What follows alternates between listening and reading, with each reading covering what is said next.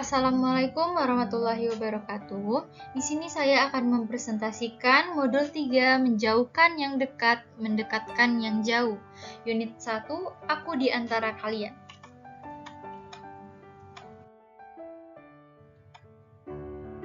Pengertian individu dan kelompok masyarakat. Individu berasal dari kata Yunani yaitu individuum, yang artinya tidak terbagi.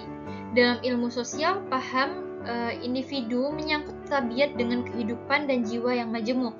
Memegang peranan dalam pergaulan hidup manusia, individu merupakan kesatuan yang terbatas, yaitu sebagai manusia perseorangan, bukan sebagai manusia keseluruhan. Nah, maka dapat disimpulkan bahwa individu adalah manusia yang memiliki peranan khas atau spesifik dalam kepribadiannya, dan terdapat 3 aspek dalam individu, yaitu aspek organik jasmania, aspek psikis rohania, dan aspek sosial, di mana aspek-aspek tersebut saling berhubungan. Apabila salah satu rusak, maka akan merusak aspek lainnya. Proses yang meningkatkan ciri-ciri individualitas pada seseorang sampai ada di dirinya disebut proses individualisasi atau aktualisasi diri. Dalam proses ini, maka individu terbebani berbagai peranan yang berasal dari kondisi kebersamaan hidup yang akhirnya muncul suatu kelompok yang akan menentukan kemantapan satu masyarakat. Nah, individu dalam tingkah laku menurut pola pribadinya ada 3 kemungkinan. Yang pertama, menyimpang dari norma kolektif, kehilangan individualitasnya, kedua, takluk terhadap kolektif, dan ketiga, mempengaruhi masyarakat.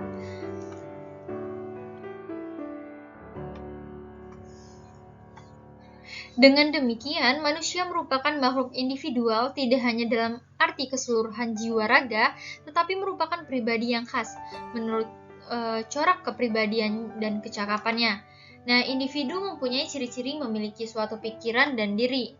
Nah, di mana individu sanggup menetapkan kenyataan, interpretasi situasi, menetapkan aksi dari luar dan dalam dirinya. Dapat diartikan sebagai proses komunikasi individu dalam berinteraksi dan berhubungan. Individu tidak akan jelas identitasnya tanpa adanya suatu masyarakat yang menjadi latar individu tersebut. Nah, hal tersebut ditandai pada saat individu tersebut berusaha menempatkan perilaku pada dirinya sesuai dengan norma dan kebudayaan lingkungan tersebut. Nah, seperti di Indonesia, individu menjunjung tinggi perilaku sopan santun dan beretika dalam bersosialisasi. Nah, lalu individu selalu berada di dalam kelompok.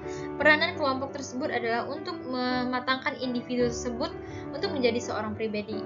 Nah, di mana prosesnya tergantung terhadap kelompok dan lingkungan dapat menjadi faktor pendukung proses, juga dapat menjadi penghambat proses menjadi suatu pribadi.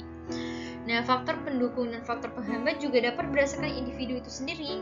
Kumpulan dari beberapa individu adalah sebuah kelompok. Kelompok merupakan konsep yang sangat umum dipakai di dalam sosiologi dan antropologi. Sebenarnya, kelompok merupakan kumpulan manusia yang memiliki syarat-syarat tertentu. Dengan kata lain, tidak semua pengumpulan manusia dapat disebut sebagai kelompok. Robert Bierstadt menyebut adanya 3 kriteria kelompok, yaitu yang pertama, ada atau tidak organisasi. Yang kedua, ada atau tidaknya hubungan sosial di antara warga kelompok, dan ada atau tidaknya kesadaran jenis di antara orang-orang yang ada di dalam kelompok yang dimaksud. Berdasarkan analisis menggunakan 3 kriteria tersebut dalam masyarakat, dikenal beberapa jenis atau macam kelompok, yaitu pertama, asosiasi. Yang kedua, kelompok sosial. Yang ketiga, kelompok masyarakat. Dan yang kelompok statistik.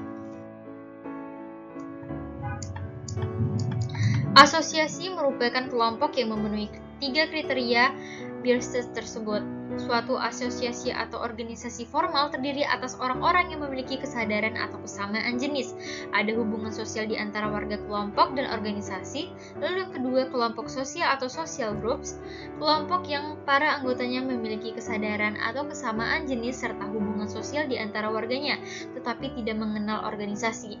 Oleh Bierstadt disebut sebagai kelompok sosial. Yang ketiga, ada kelompok kemasyarakatan atau societal group.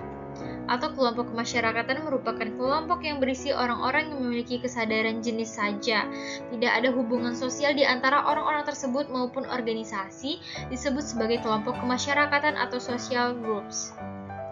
Misal, kelompok laki-laki, kelompok perempuan, orang sadar sebagai sesama lelaki atau sesama perempuan, namun tidak ada organisasi ataupun komunikasi di antara mereka. Baik, sekian presentasi dari saya. Terima kasih. Wassalamualaikum warahmatullahi wabarakatuh.